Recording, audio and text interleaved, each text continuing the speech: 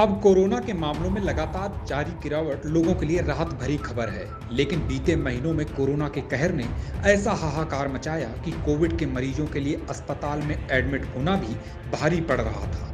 कुछ ऐसी ही स्थिति रुद्रपुर शहर के अस्पतालों की भी थी।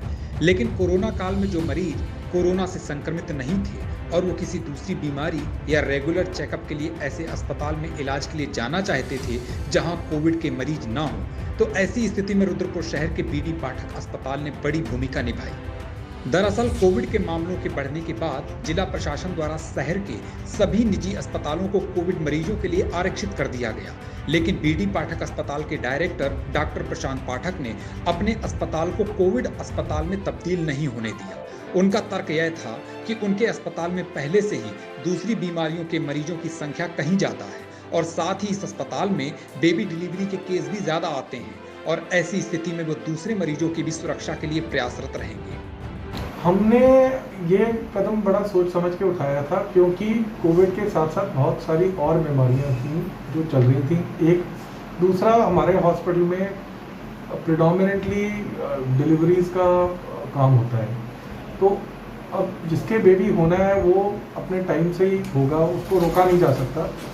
तो ये सोच समझ के डिसीजन लिया गया था, क्योंकि कोविड वाले पेशेंट्स और नॉन कोविड वाले पेशेंट्स को अगर एक साथ हम रखते हैं तो चांसेस थे कि उनको ये कोविड हो सकता था उनसे, जिसकी वजह से उस स्थिति में उनकी जान माल को भी खतरा था।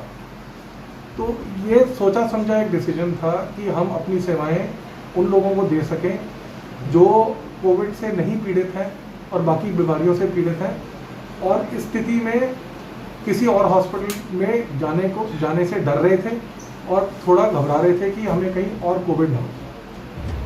कोविड काल में न जाने कितने लोगों ने अपनों को खो दिया। डॉक्टर प्रशांत पाठक का परिवार भी इससे अछूता नहीं रहा।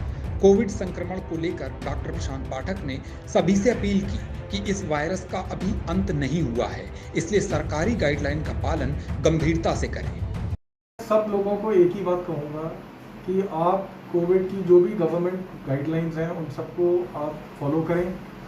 सबसे इम्पॉर्टेंट चीज़ इस बीमारी में जो है वो है प्रिवेंशन। प्रिवेंशन तभी हो सकता है अगर आप वैक्सीनेशन कराएं। वैक्सीनेशन के अलावा और कोई चारा नहीं है।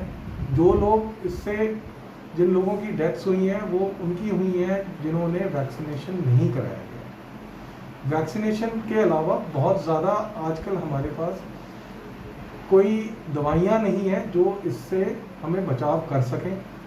तो मेरी सबसे यही रिक्वेस्ट रहेगी कि ज़्यादा से ज़्यादा लोग अपनी वैक्सीनेशन कराएं, एक, और मोटिवेट करें उन लोगों को जिनके मन में सोशल मीडिया या और चीज़ों की वजह से ये वैक्सीन के प्रति ना लगवाने की एक भावना है।